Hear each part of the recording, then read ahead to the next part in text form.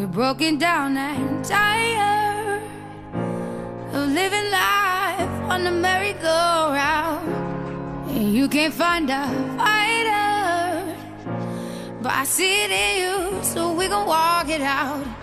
Move mountains, we gon' walk it out and move mountains, and I'll rise up. Good evening, and welcome to another edition of the Rankin, Mon Valley, Pittsburgh section of the National Council of Negro Women.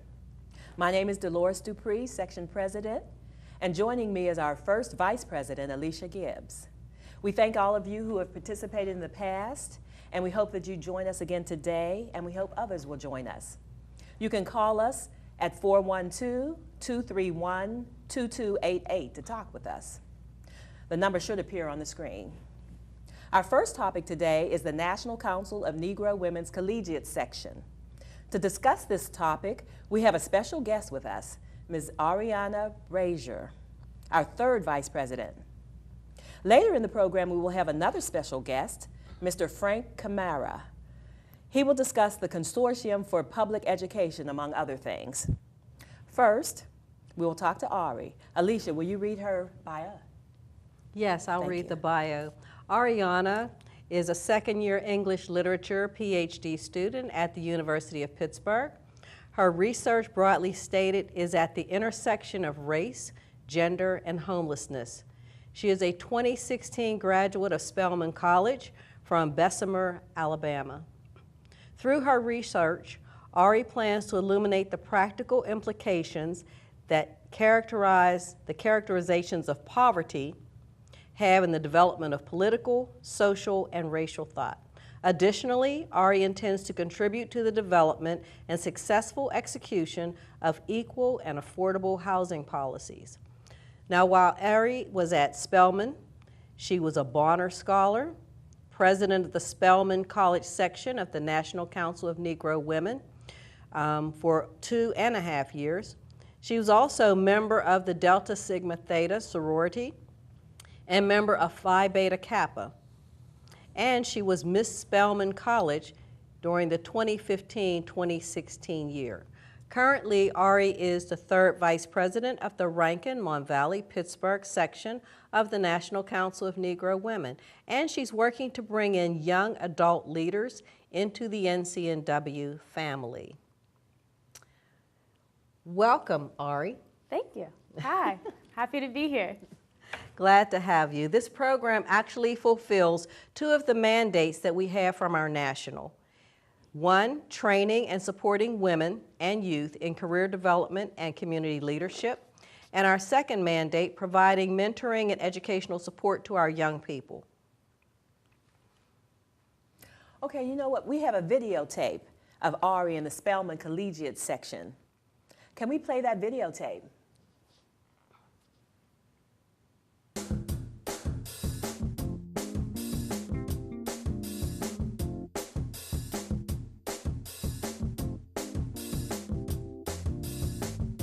NCNW is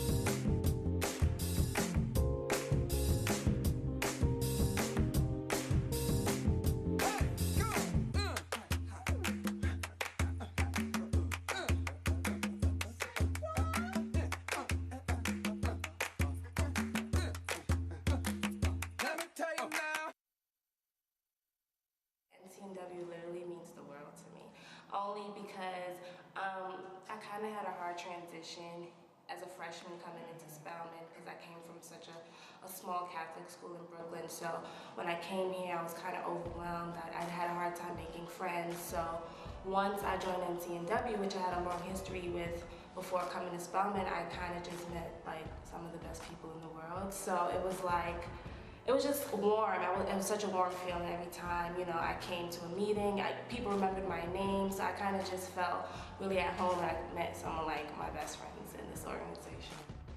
NCNW definitely means family for me. Like, I had a really hard transition into college because I am so close to my family, and so it was like, how am I going to find a family away from home? And then I found NCNW, and now I have some of the closest friends that I've ever had in my life.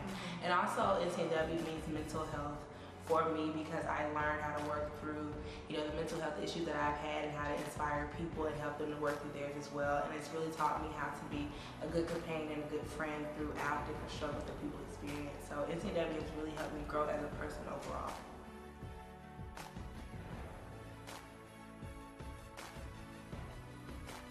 The term family has probably far exceeded issues by now, and I say that because that's probably the first thing that comes to mind for anybody who's describing NCNW's organization. There is no other organization that I can think of that is genuinely a safe space that welcomes you, that's really like your family outside of your family. And I don't know, I think that's really important when you're talking about the image of the Spelman chapter for NCNW. Like, NCNW is a safe haven. It's a place for you to be yourself, for you to be comfortable, for you to openly and freely express how you feel about different things, what you think about different things, propose initiatives for change and things like that. I really got to give it to our president. She's amazing, she's phenomenal, and I can't think of anybody better that could lead this organization in such a positive direction in such an enthusiastic way. At the end of the day, we support each other like no other. NCNW is the equivalent of my child. As weird as that sounds, I feel like I've been able to watch it and nurture it as it grows, just bigger and bigger, so much so that I feel as though the organization has become a phenomenon on campus. I take great pride in knowing that there's individuality and imagination and leadership, and everyone in the family can be a leader. NCNW means love, Confidence, vulnerability, personality, supportive, family, life. I love NCNW. NCNW is quirky, colorful, empowering, leadership, expression, Ambitious. acceptance. 1, 2, 3.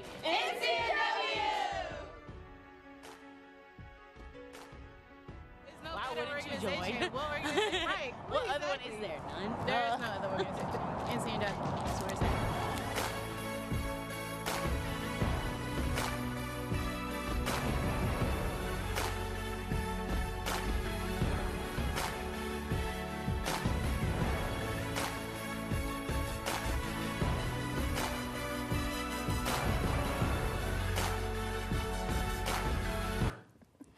Now that looked like a lot of fun. How much fun was that to shoot that video? Oh, it was so much fun. Honestly, the whole process was incredible. And why did you choose Spelman College to go to? For a lot of reasons, actually. My family has a deep legacy in the Atlanta University Center. So my 2 older brothers, they went to Morehouse College, and now my little brother is a junior at Morehouse. My grandmother is Spelman, my grandfather Clark Atlanta, so it was kind of like destined. But my brother, my second oldest, told me in my senior year, he said, there's no other place that will be able to focus on you as a Black person and as a woman at the same time and be able to elevate that intersection. Nice. Nice. In the video, Ari, we heard several young ladies express why they joined NCNW. Can you tell us why you initially joined the National Council of Negro Women? Yeah, actually. So the summer going into Spelman College, my cousin, who is a rising junior at Howard University, she had just finished interning at the national headquarters. And she told me, she Googled NCNW and she showed it on a screen and she said, you have to join. This has to be the first organization you join, and if you join no other organization, it has to be this one. So when I got to campus the first week, they have all the organizations on campus come and do presentations. I saw NCNW out, and it blew up. It was the best experience of my life. Nice. What are some of your favorite experiences at Spelman NCNW? Oh, there's so many. Narrowing it down is crazy. I think The first one I have to give a lot of credit to is the SOS program, which stands for Save Ourselves Sisters. And the program was designed for, it's like an educational series of workshops that focus on safe sex, personal health, and self-care. And Spelman section was one of the first few sections to be trained, and I was one of the people being trained as a freshman. So I was really touched that the senior executive team thought I, as a freshman, like me as a freshman, would be confident and prepared enough to teach people of all different classes. So we were teaching like self-confidence. We were doing different types of safe space exercises over the course of 5 weeks, and then there was a graduation ceremony. And this is little me, a freshman, teaching like seniors these concepts. So it was a pretty big deal. And then when I was able to get into the role of president, that was when I was really able to, like, I guess, expand my wings. And we started doing family bonding events every semester, like formal bonding. And my mom would come from out of town, and she would lead them. And we would also do like all sorts of like random outings, like in group messages, someone say, you want Chick-fil-A? You Chipotle, who's trying to go? And there'd be 15 of us in Chipotle and Chick-fil-A. And so it was really cool to get to know people on like this personal level outside of the professional aspect and the service orientation of the organization. But also the general body meetings allowed us to focus on like self-care and Black history, communal development, all of those concepts that are so important to building leaders. And we were really able to take the general body meetings to the next dimension. My favorite meeting probably, I don't have a lot. We did this exercise called, is a dark light activity, and I kid you not, maybe like 110 of our members were there that night, and my little brother was a member too, he's a freshman. And so they had everybody sit in a circle, and we all turned on the lights on our phone, and we turned off the lights in the room. So the room was lit up by our phones. And one at a time, we had to share like a dark experience or something that, that has troubled us or that we're still carrying, and then we would turn the light off. And we went all the way around the room until the room was pitch black. Wow. And then we started over with something that we were so proud of, that it brings forth our light, and we turned the light back on. One at a time. And it was just so powerful for people to feel safe enough to share, to cry, and then to reconvene afterwards and be like, you know what, I was dealing with the same thing, let's talk about it. And then to be able to develop initiatives around that, is just amazing. Wow. Yeah. We're going to have to try and do that here. Yeah, I would love to. How about the national NCNW? Do you have any favorites for the national? Oh yeah, plenty. I could talk for days about nationals. So I interned there the summer after my freshman year, and I was actually doing SOS. So my cousin, the Howard alum, and I were teaching high schoolers through the Boys and Girls Club in DC, the SOS workshop. So they had us modify it from college students to high school. And we were teaching them anatomy on top of self-care, safe sex, all of these topics. And I spent about 8 hours a day because I was actually working at the headquarters in the office. So I really got to know everybody who was working in the office. Shout out to Mr. Glenn. And it was amazing to be in DC and to see how NCNW really reaches out and touches people in all different demographics. I helped host the HIV/AIDS Awareness and Testing Day. And it was a giant block party. It was a lot of work, but it was so cool to see all these people come from different corners of DC into this space. And then being able to go to national convention, that was crazy amazing. I got to actually speak. I did the prayer at one of the breakfasts, and I met some of my biggest role models there. Janetta B. Cole, of course Ingrid Saunders-Jones was there. John Lewis was there. There were just so many powerful people, and to be in that one space is incredible. Wow. Well, we have a picture. Can we show picture number 1? And you can talk a little bit about that picture. Oh yeah, so that was one of our bonding workshops. So my mom brought this activity to our NCNW family, and now we use it at every NCNW event. Actually, Spelman, their section just had their bonding event, I think 2 weeks ago, and they still did this one, but they did it outside. And so this one's called Calling on My Friends. And so you sit in a circle, and we're really competitive, so this one gets a little dangerous. But one person stands in the middle, and they say, calling on my friends who have natural hair, and everyone with natural hair has to get up and swap seats with someone around the room. Oh.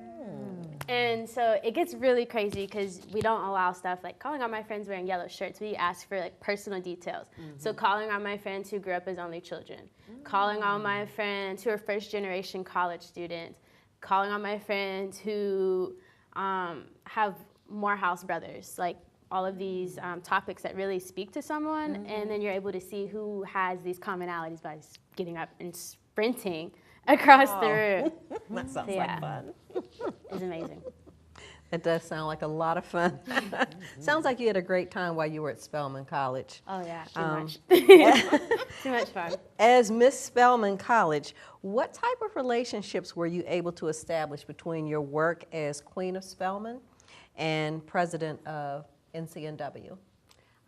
So when people ask actually what like my proudest moments at Spelman were, it's easily a tie between Miss Spelman College and president of NCNW. And sometimes people are like, oh, you know, you won a crown as Miss Spelman, but I just feel like I got to be like the mother of all of these children through NCNW. And it was really cool because my whole pageant experience was a team effort with my line sisters and my Bonner sisters, so my community service sisters.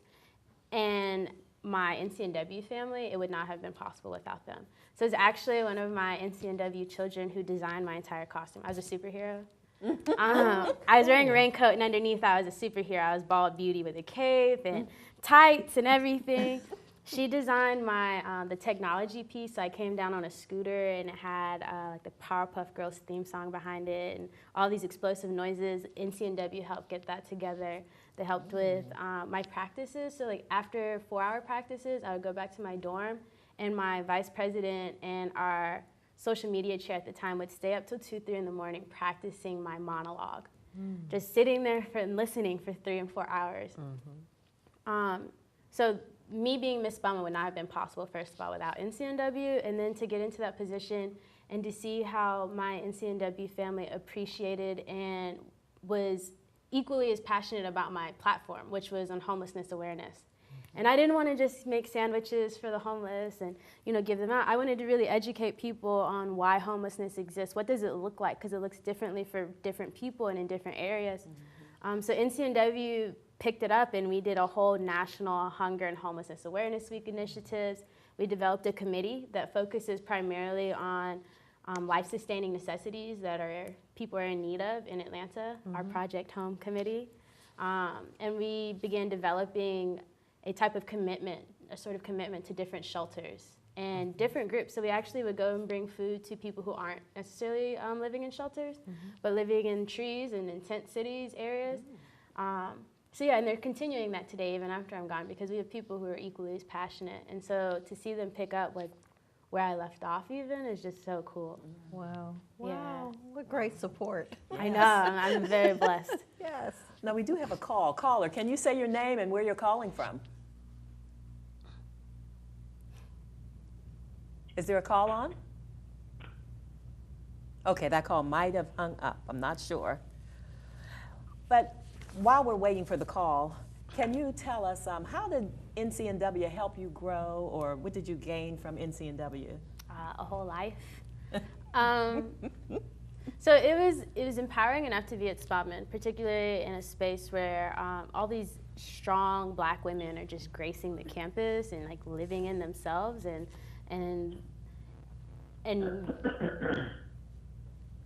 Oh, sounds like the caller, huh? Is there a caller on the line? Okay. Yeah, so it was empowering enough to just be at Spelman, right?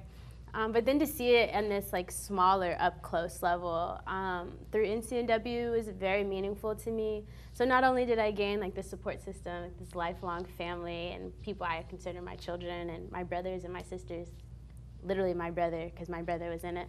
But I also developed like really serious organizational skills and leadership skills. So by the time I graduated, we had around 300 unofficial, official members.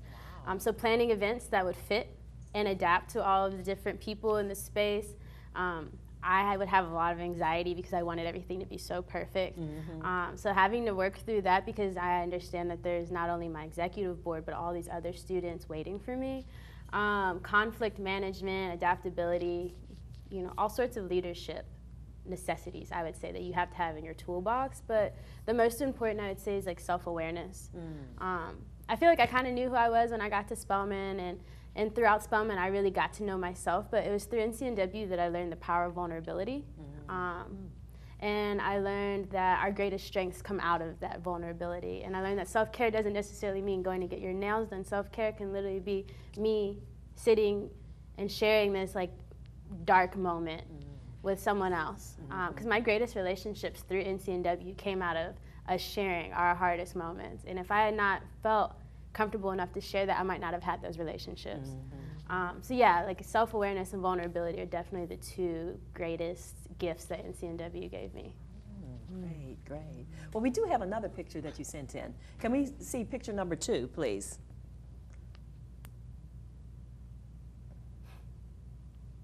Okay, you can talk a little bit about that picture. Oh yeah, so we were doing the comfort circle in that picture, and that was a general body meeting. And so general body meetings happened every other Monday. And what we did, most organizations on campus, they would spend their meetings planning initiatives. Well, we went before the semester and planned the entire semester as an executive board, so the meetings could focus on the student body. And so this one is a comfort circle, and if you can barely see, but I have taped a target on the floor.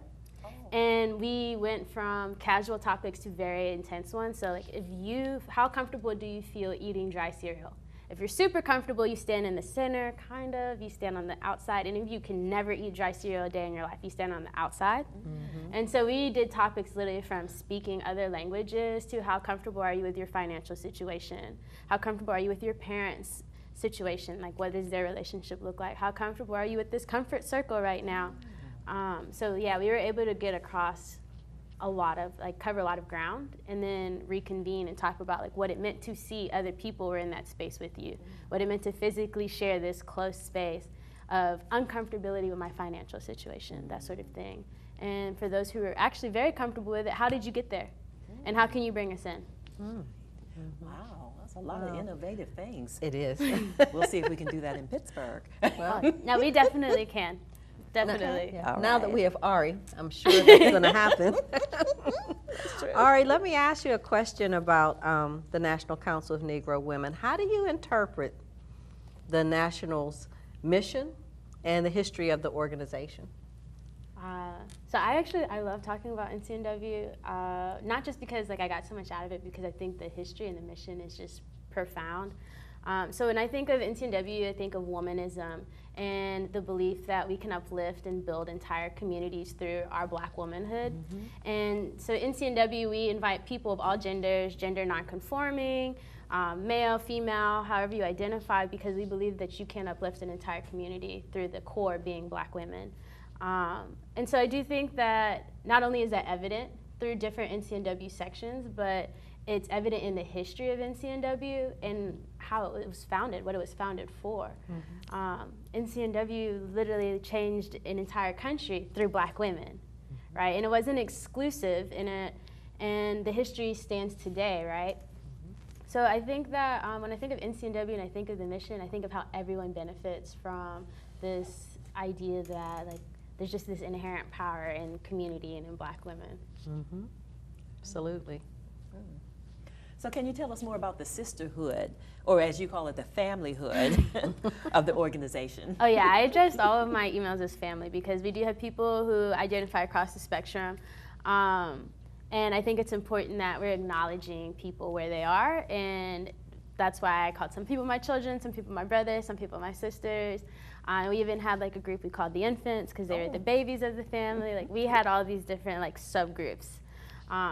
But yeah, I think the family was really a family in that we weren't just going to meetings together and eating out occasionally. No, they were over at my house almost every weekend, like groups of people. Sometimes it'd be 3 of us, sometimes it'd be 20, 25. At my apartment, they went down to my aunt and uncle's houses on the weekends to watch the game. Some came home with me to Bessemer, Alabama, to spend Thanksgiving with my mom. I went home with people. So it was much more than just like us in an organization. It was, what do you need that I have, or where are you and how can I get there? I don't think I ever felt alone when I was on campus, because at any given time there was at least 20 people I could just reach out and physically touch and say, can you be here with me?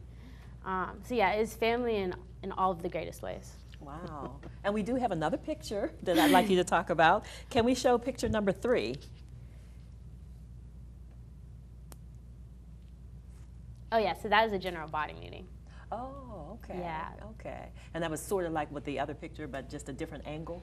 This was a different meeting, actually. This is when our membership was really blowing up, and I was on my way out.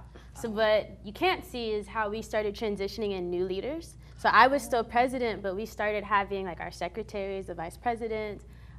We also had like spirit leaders who planned different like bonding activities. We started having them lead entire meetings. So everyone was getting that feel for leadership in front of massive crowds like this. Everyone was developing a skill that they had wanted to work on, whether that be public speaking, planning, and execution.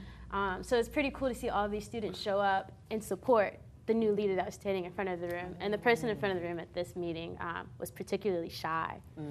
So it was an amazing, it was just a big deal. Like everyone was crying because they were just so proud of her. Yeah. Well, looks like we have another call. Let's see if we do. Caller, can you say your name and where you're calling from? Yes, this is James from the East End. Oh, hi, James. How are you? I'm fine, thank you. I was just wondering, the young lady who's speaking, I tuned in late, but is she a college student? I am a PhD student.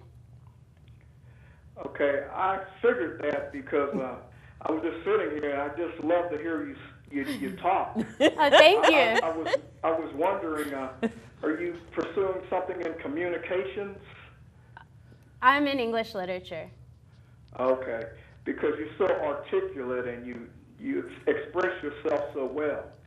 You know, later on you might consider getting into some form of communications. Oh, definitely. Thank you. Thank you so much for your call, and thank you for tuning in. And I have another comment, please. Oh, yes. The 15th gala is going to be held in D.C. on November 3rd. Are men permitted to attend that? What is it called? Men? Is that what he asked? The Uncommon Gala. Oh. Yes, everyone's invited. If you purchase the tickets, everyone can go. Will they have entertainment? Yes. You mean something men can enjoy, huh? Yes, we say entertainment. Will there be a group singing or something? Well, in the past they had live performances. I'm not sure who they have this year, but yes, I don't think it would be a gala without proper entertainment.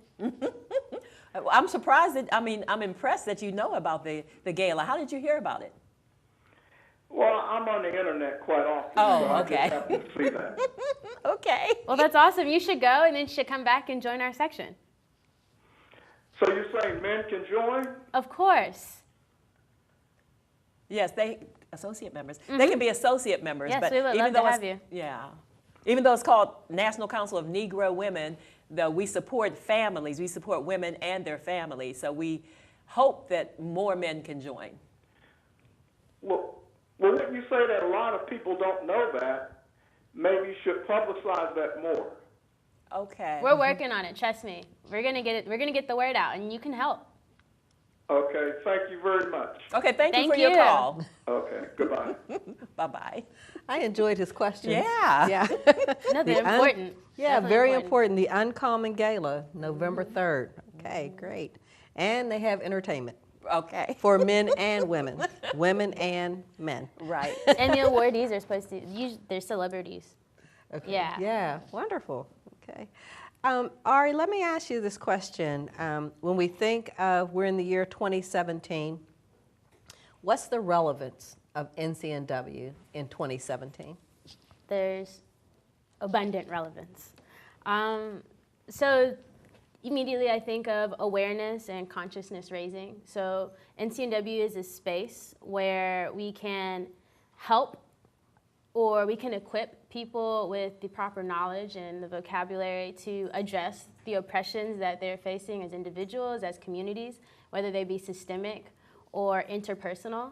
Everyone needs a support network at all stages in their lives. They need safe spaces that allow for them to come in and say, you know what, I am me, and that's all I can be today.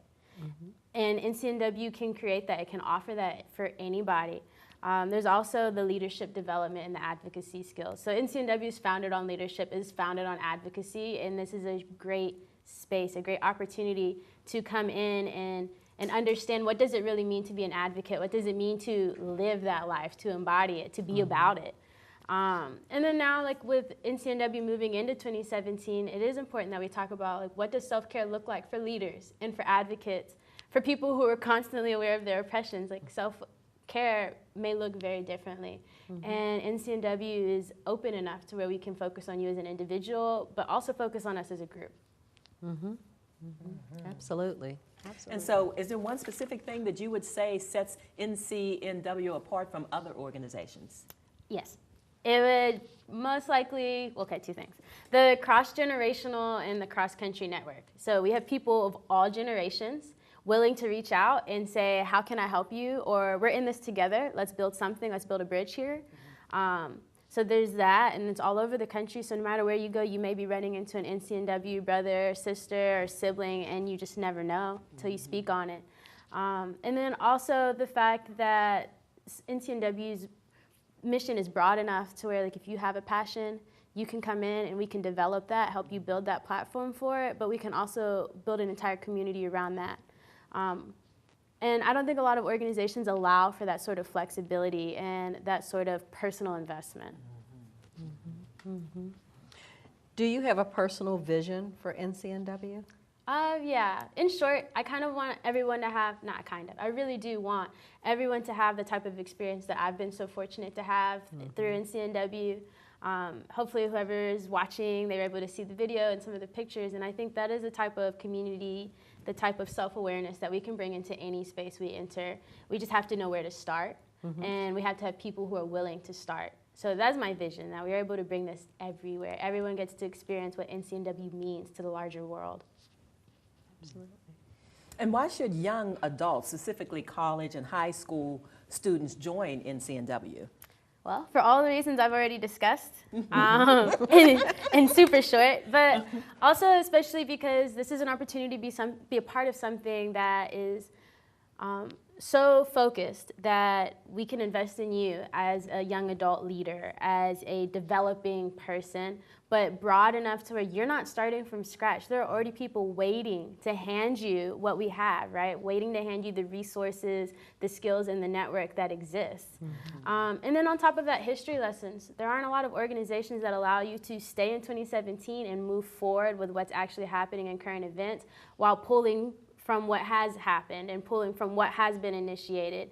So embodying the Sankofa, right? So like we're reaching back and we're living today through that. There aren't many organizations that are gonna allow you to have this holistic experience. And why Rankin, Mon Valley, Pittsburgh section specifically? For all of those reasons. Same reasons, okay. Yeah, no, honestly, like coming to Pittsburgh was a bit of a transition for me, coming from directly out of Atlanta, and to have you two and NCNW, just to know that NCNW is there and it's a space I can step from one into the other was very meaningful for me. But the first real event I went to was the Legacy Leadership Award. And I thought I was in Pittsburgh and I was like, wow, like I'm not gonna find people who get what I'm trying to get across. And then I step into a space of like 100 people who are there for the same reason. They're there to celebrate people who are doing great things. So the section is offering a lot already, but we're really, we're stepping forward. We're trying to establish new partnerships, expand our network, and particularly focus on young adult leadership. Great, great. Well, we do have a caller. Can you say your name and where you're calling from? Hi, yes. My name is Kathy. I'm calling from the Hill. How are you? How are you? Thank you for calling, Hi. Kathy. Thank you. Well, I just want to say, I probably asked a question that you all have already answered, so I'm just tuning in. But first, I just want to say, I just think this show has been, the little bit I've seen so far, so uplifting. I do appreciate you all talking about self-care for the people who are aware of the oppression every day. That is one thing that I really feel is important, that people who are aware and conscious that they have a place where they can heal and be healed and be nurtured and re-energized, because it seems like all your energy is drained.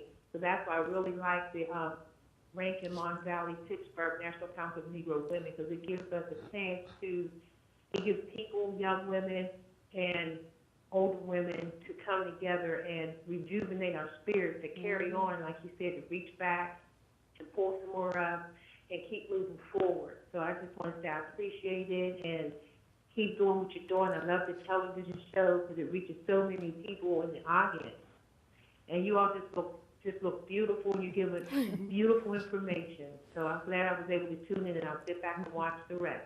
Thank you very much for your call. Thank you. We have one more call before we transition to our next section.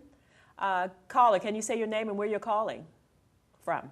Yes, this is Mark. Hi, I'm Mark. calling from East Liberty. Hi, Mark. Thank you for calling. You're welcome. I got a couple questions. The first one is the name. Have you all thought about changing the name? The Negro, I know it's when it was founded. Has there been any thought of changing that name? There has been a lot of talk about changing the name, but then there's that historical relevance that wants to be maintained. So I know, just like with the National Association for the Advancement of Colored People, people talk about that all the time, but there's a rich history. So I think most of the people want to keep that name, but I know most of the new generation, a lot of the people in a lot of times I will call it the National Council of Nubian Women, so that we can keep the same initials. But I think well, I would like that much better. I think it's time the colored people and Negro, that's way in the past, and it's time to move on. So maybe you all can talk to the headquarters and maybe come with the Nubian. I like that. So okay. Okay, well, thank you so much. I have. Oh. Pardon me? Oh, go on. I was going to say thank you for the call, but don't forget the importance of the organization itself, and try to, not focus so much on the name itself, but what it does. But go on. What was your next question? Yes, I know you all have done great work in the past, and the name won't change that at all. Your work speaks for itself. But also, we have a very divisive president.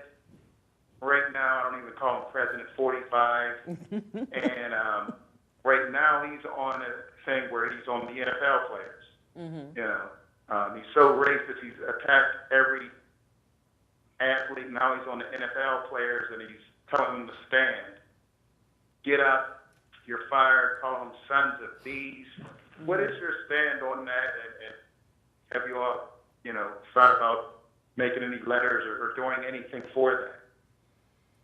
Okay.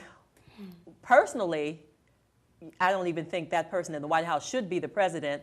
But as far as nationally, we haven't had a national statement yet, but I'm sure they're talking about it. Anyone else want to add their personal feelings on the subject he's talking about? I totally agree. There's great concerns about the divisiveness and the continual irritation that we encounter with what's going on in the White House. But I'm sure that our national organization will work on a statement that we can come out with and take a stand on, what we can do to improve our current situation. But thank you so much for your call. All right, thank you. Thank you. Great show, and keep up the great work. All right, thank you. Thank you. The second half of our show, thank you, caller, but the second half of our show, we're going to transition to talking about readiness. And in accordance with our discussion of young adult leadership development and network building, we have a guest, Frank Kamara, who is a great example of how networks are built and continually expanded through leadership organizations such as National Council of Negro Women. And we're going to transition to that as Ari reads his bio.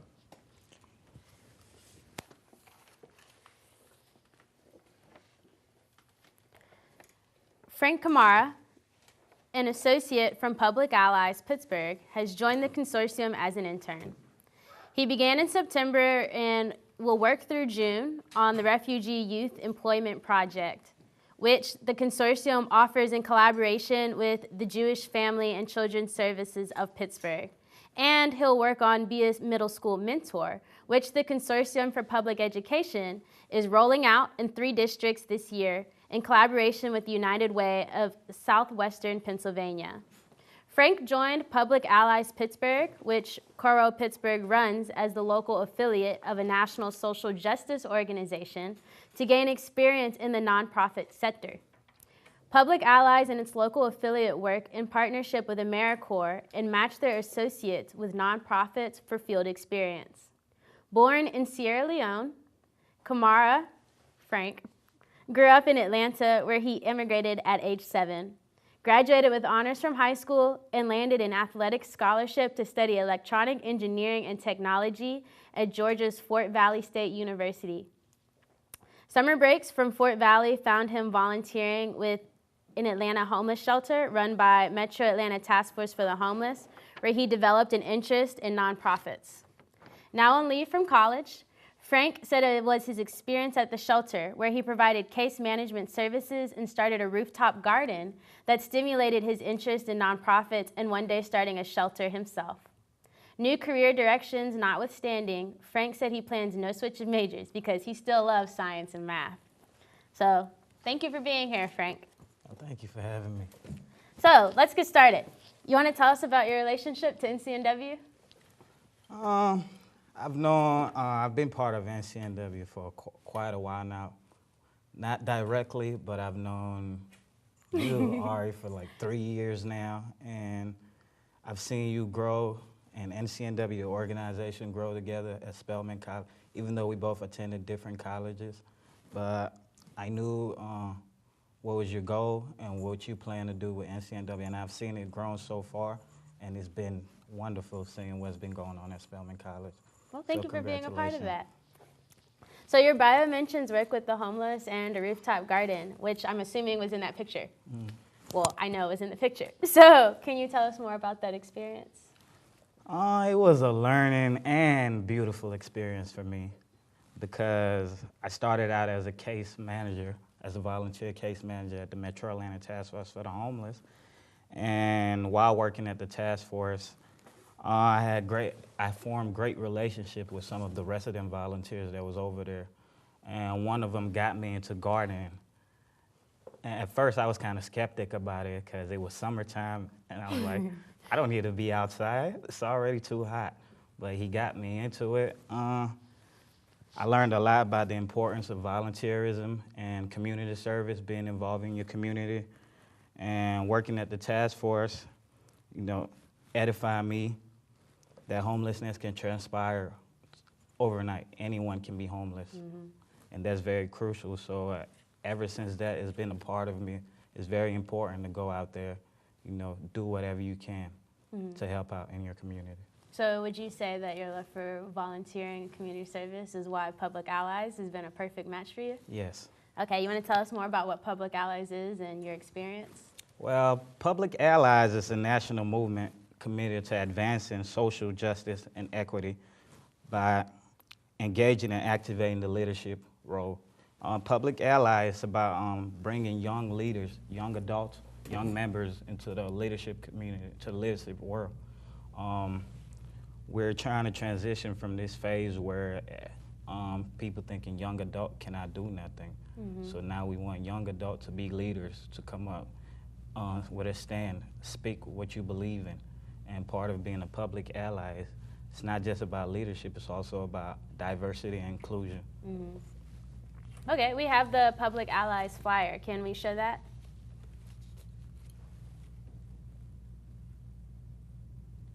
Okay. And that's just a flyer for our program, which is a 10-month program. If you go and check it out, Public Ally website, you can see it. It's very interesting. I'm part of it now. So everyone go ahead and look it out. Okay. And what about the Consortium for Public Education? We also have the flyers for that as well. Would you like to tell us more about that? Yes, for the Consortium, I started out with Public Allies. I am an AmeriCorps Public Ally apprentice. So as part of our program, we're placing different nonprofit organizations that that you get to work with for the next 10 months that you're there. And as part of it, I was placed there at the Consortium for Public Education. And so far, I've loved it, and most of the work that they're doing over there is something that I really like. And you know, it feels like home for me going there. That's awesome. So I hear talk about this Future Readiness Program. Would you like to talk about that? Yes, Future Readiness is about preparing kids for post-secondary education or a career. We call it we use the term future readiness instead of career readiness, because mostly when people hear career readiness, you're thinking about juniors, seniors getting out of high school, or people in college getting jobs, whatever. But as future readiness, our goal is to start all the way from the elementary level all the way to high school. We want to prepare kids to have transferable skills, soft skills. A couple of days ago, I was at a conference in Greenberg for the Consortium for Public Education. We have a couple of CEOs, stakeholders, and most of the things they were saying is like the most important transferable skills aren't taught in the classroom. And that's what we're trying to incorporate, because we work with the Consortium for Public Education. We work with 40 school districts, and part of that is we're trying to integrate that into the school district, teach kids about their soft skills, transferable skills. And just in case, it's not just about college, it's about preparing them for what they want to do. Whether it's a career or going to college, we want you to be prepared for whatever life brings you. So it sounds like you all are mentors to a lot of people. Can you tell me what the value of mentorship is to you as a person? Personally, to me, mentorship, it connects young people with adults for growth and development and social and economic opportunities. It also provides opportunity for young people, you know, to feel like they can do anything, accomplish their goals. And mentorship is very important, because you're not just making a difference in your community, you're making a difference in someone's life, and that can play a great role, and you can impact them to what they become in the future. And we're doing this being a middle school mentorship in partnership with the United Way, the Consortium of Public Education. We're starting this program in middle school because we want to prepare the kids. You know, we need role models, as we tell them. Schooling is important. Like, you need to get to school, be there on time, because as part of our program, we're trying to prepare the kids for the Pittsburgh Promise Scholarship. And for you to be eligible for that Pittsburgh Promise Scholarship, you have to have at least a 90% attendance and a certain GPA. So that's why we're trying to prepare this kid, and having mentor, that play a great impact on how the kid can be affected in the future. And this program is called Be a Middle School Mentor? Yes. And it's in partnership with United Way? Yes. Okay, and it's already underway, or are you preparing that? It's in Pittsburgh schools. It's just starting in the Mon Valley area, Clareton, McKeesport, and Woodland Hills. It's just starting out there. But it's been in Pittsburgh with the United Way. It's been in Pittsburgh schools for quite some time now. So you sound like you're speaking from personal experience. Have you had some mentors that have really shown you the way? I did. One of them was the guy that helped me at the first picture at the garden that we built. Yeah, Mr. Stanley. He was a great mentor to me because he got me into gardening, and also he got me into being more involved in my community, because when I was volunteering at the shelter, I was just there to volunteer. But meeting the people, speaking with them, it opened my eyes. Like, it's more than just sit here in the front desk and type up papers. It's more interacting with people. You get to learn more about the people and the environment you're in. Okay, and so with the Be a Middle School Mentor, you're looking for people of all generations, races, ages? Yes, it doesn't matter. We're looking for all volunteers because we still need more volunteers for the program. It doesn't matter. You can be a college student. It's just it's a committed period. You have to be committed because it's every week, like an hour a week. You go see it. Yeah. But you're with a middle schooler who is aspiring to great things. Yes, you are. Okay. All right. Well, speaking more broadly, or I guess more specifically to the relationship you have with NCNW, how do you believe NCNW can help you with your programs? I am hoping that NCNW is willing and committed to this mentorship program, and in partnership with NCNW, we are hoping to get more members to volunteer as mentors, also adults, because we need people, and mentorship is very important to young kids, and you can play a great impact in their life. So with NCNW, we're very happy to have young adult, all their members, to be partnered with us so we can push this forward. Makes sense. So where can interested individuals find you? How can they contact you? Well, you can email me at frankk.cpe@gmail.com, or you can call me at our Consortium for Public Education number, which is 412-678-9215. Is there a website? Yes, the Consortium for Public Education. You search it up and you can go on there. Okay. And final question. So you sound really passionate about homelessness. Can you elaborate upon your own career goals and what suggestions you may have to aspiring high school and young adults who are trying to reach their own? Well, my goal is to commence and operate my own homeless shelter in Atlanta, because that's where I'm from. I plan on moving back to Atlanta, opening and operating my own homeless shelter. And my future aspiration is to eradicate homelessness. And that's one thing I've had stuck in my mind for a while now, that I want to get rid of homelessness. And then with the help of everybody, I think we can do that. Okay. Any other thoughts on future readiness, career goals, leadership development? Yes, personally for me, I'm working with nonprofit right now because I believe that's what I want to do in my future. So if you're a high school kid, doesn't matter what you are, whatever you want to achieve, make sure you're working towards that goal. If you want to be a doctor, shadow doctors, make sure you go to hospitals, do shadowing. If you want to work for nonprofit, volunteer, learn how it goes, learn the ways that things operate. So if you know that that's your passion and that's what you're passionate about, just make sure you go there, whatever you're trying to do, explore it, make sure that's what you like to do first before you jump into it. Okay, thank you for that. I think there's obviously a lot of overlap here between the Consortium for Public Education and the mentorship program and NCNW. I spoke a lot about generations, reaching back and reaching forward, and I think that this is an opportunity to build a really cool network of nonprofits throughout Pittsburgh, right? Right. So thank you for the discussion. I think that young adults seeking personal development and a support network have some good resources in front of them that can help them achieve that. But it looks like we have a caller. Caller, would you like to introduce yourself? Yes, this is James from the East End. I just needed him to give his phone number again and his website again. My phone number is 412-678-9215.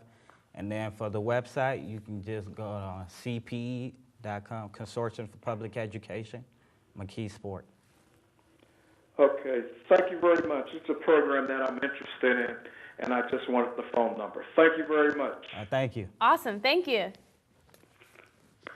So I hope this discussion attracts new members on both ends, right? So I hope we get some new members, male members maybe, in NCNW or the National Council of Negro Women. But I also hope that you get some mentors and that we find members who are willing and committed to being mentors. I think that mentorship is a lifestyle. I believe that. And I believe that with this network that we're building here, there's going to be a lot of opportunity for people to grow in that lifestyle, both as mentees and mentors. You have anything else to say before we conclude? I just want to, it's very important to be a mentor. So please, everybody, if you can, give us a call, volunteer, because the kids out there, we have the kids, we just need the mentors now. Okay, would you like to show the flyer one more time? Yes, Be a mentor? Yes, please. And that's the flyer. We work with United Way, I partner with them. United Way started a program, so you can go on there and go online. United Way will go to our website and check it out. And you can give us a call, and we'll sign you right up. Okay, well, you can check both of us out. You can join our NCNW section, and you can be a mentor. That's all for today. Thank you for watching.